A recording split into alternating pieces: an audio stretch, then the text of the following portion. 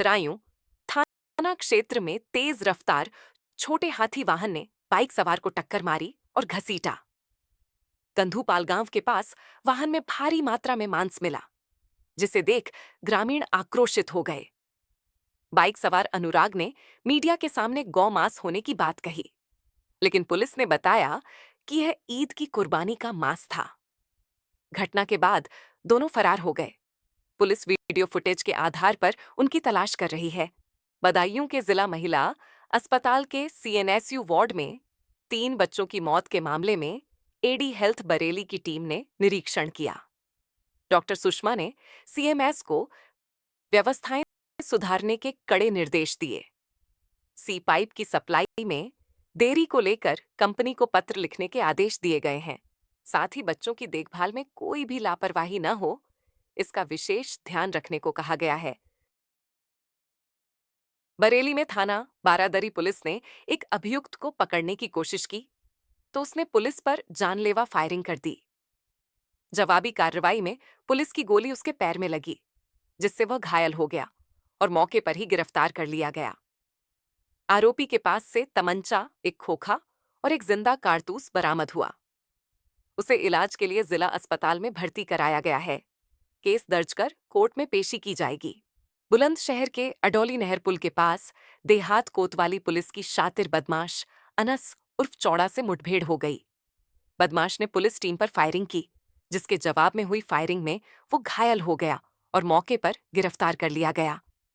Police ने उसके पास से तमंचा, कारतूस, बाइक और मोबाइल बरामद किया है।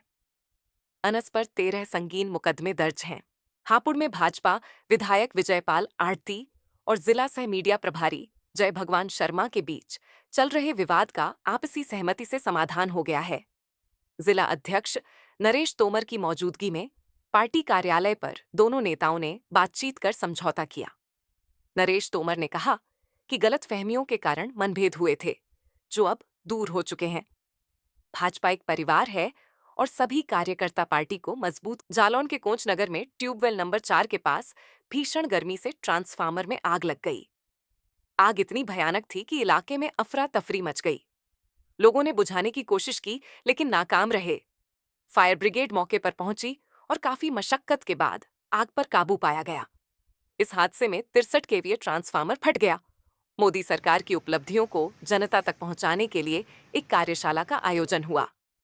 इसमें संकल्प से सिद्ध अभियान पर चर्चा की गई और इसे सफल बनाने की अपील की गई। अध्यक्ष अनिल दीक्षित ने कहा कि प्रधानमंत्री नरेंद्र मोदी के नेतृत्व में देश ने 11 वर्षों में ऐतिहासिक बदलाव देखा है। भारत अब दुनिया की चौथी सबसे। उत्तर प्रदेश में अगले 48 घंटे भीषण गर्मी के रहेंगे।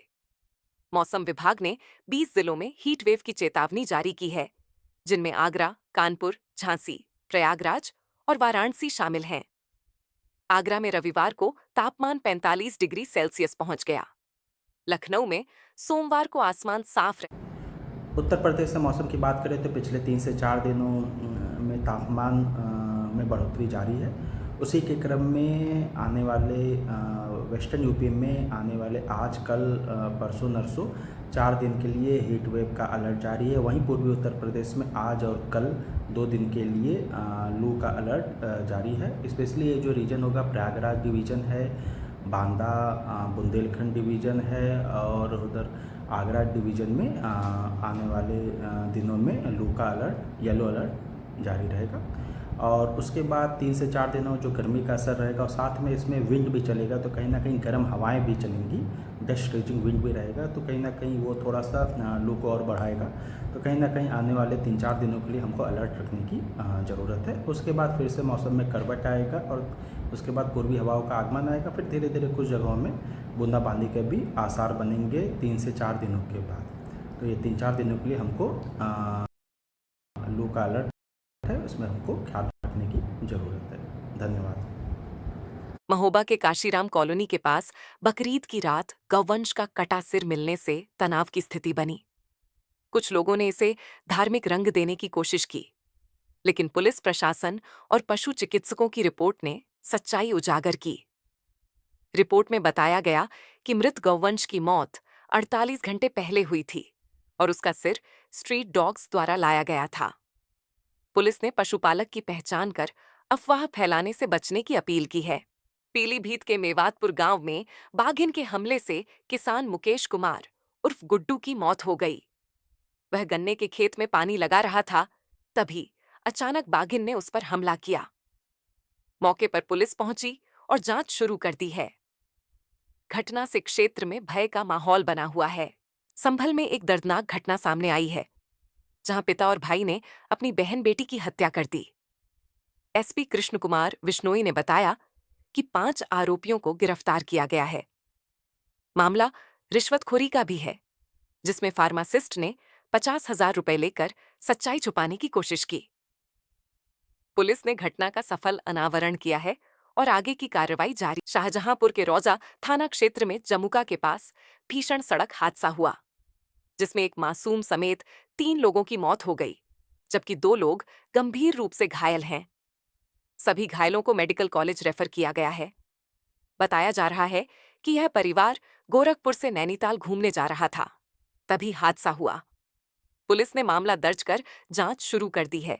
श्रावस्ती के लैम्बुड़वा में जल शक्ति मंत्री स्वतंत्र देव सिंह ने बाढ़ से बचाव परियोजना का स्थलीय निरीक्षण किया। मंत्री ने कहा कि क्षमता से अधिक पानी आने पर समस्या होती है। उन्होंने 15 जून तक सभी परियोजनाएं पूरी करने के निर्देश दिए। ग्रामीणों ने नाले तक पार्कोपैन पिलर लगाने। सोनभद्र के दुद्धी सब रजिस्ट्रार कार्यालय में भ्रष्टाचार और अनियमितता के आरोपों पर दुद्धी सिविल बार एसोसिएशन और दुद्धी बार एसोसिएशन के अधिवक्ताओं ने जोरदार नारेबाजी की। वे कचहरी से तहसील पहुंचे और तहसील समाधान दिवस में जिलाधिकारी बीएन सिंह को ज्ञापन सौंपा। जिलाधिकारी ने मामले की जांच कराने और आवश्यक कार्रवाई करने का भरोसा दिया। उन्होंने एक टीम आपके पास गई थी और जो भ्रष्टाचार का आरोप लगाया गया है उसके बारे में क्या कहना चाहिए? ये दुद्धी बार एसोसिएशन के अधिवक्तागण द्वारा आज एक ज्ञापन दिया गया है और जिसमें यहाँ पे जो सब रजिस्ट्री कार्यालय है उसके बारे में कतिपय चीज़ें लिखी गई हैं, उसकी हम लोग जांच कराएंगे और कार्रवाई करेंगे। है ये लगभग 15-20 दिनों से चल रहा उतार चढ़ाव अधिवक्ताओं और इनके बीच में। अब इन लोगों ने अपनी बातें लिख के दी हैं, संज्ञान में आया है, जल्दी ही कुछ कार्रवाई। इस पर क्या न्यायालय का जो बहिष्कार है सर वापस आएंगे, न्यायालय में काम करने के लिए वापस आएंगे? हम लोग रजिस्ट्री ऑफिस में जो व्याप्त भ्रष्टाचार अनियमितता मनमानी है उसके विरोध सिविल बार एसोसिएशन का मैं अध्यक्ष प्रभु सिंह, दुद्धी बार एसोसिएशन के अध्यक्ष प्रेमचंद यादव